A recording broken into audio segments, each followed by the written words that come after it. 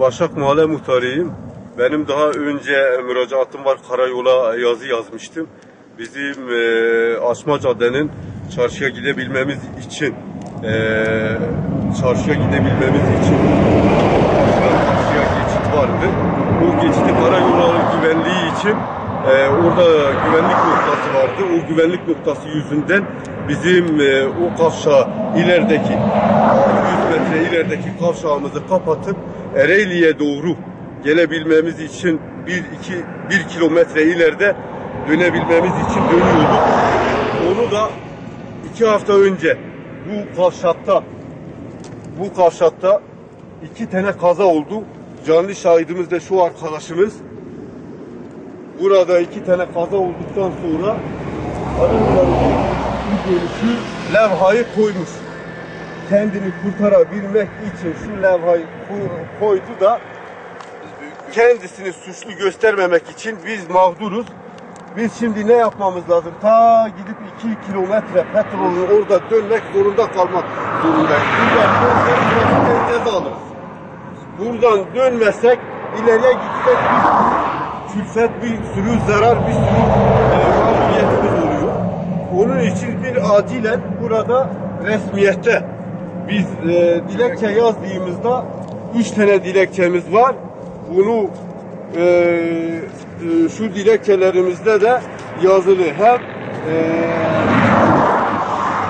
genel müdürün imzası var hem de müdür yardımcımızın imzası Levent Aslan Bey'in var. Biz bu yazıları yazdığımızda hiçbiri tenezzül edip de gelmedi. Şu kavşağı kendi gözleriyle görmek istemediler.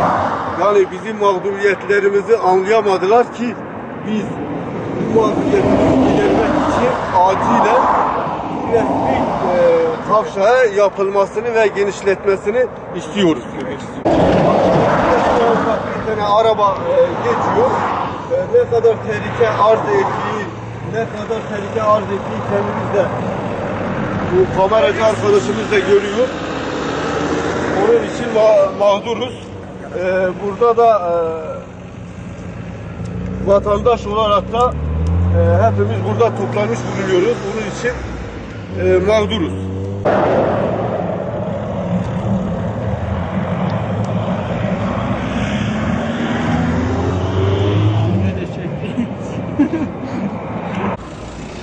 Ben Başak Mahallesi'nde yaşayan bir vatandaşım.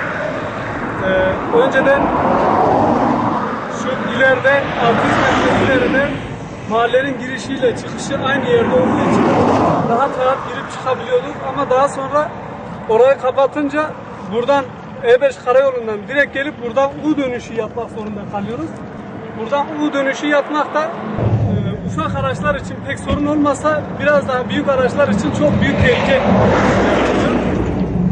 Daha 2 hafta önce dönüşü yapmak için çarşıya gitmek için bu dönüşü yaparken burada kaza geçirdim ben. Burada arabam da pert oldu zaten. Araba artık kullanamıyorum. Ben de kendim de darp aldım. Burada 3 tane kaburgan da kırıldı. 2,5 haftadır da çalışamıyorum. Mağduruz. Burada bir göbek yapılsa zaten E5 karayolu olduğu için burası uzun araçlar, uzun yoldan gelen araçlar çok tehlikeli.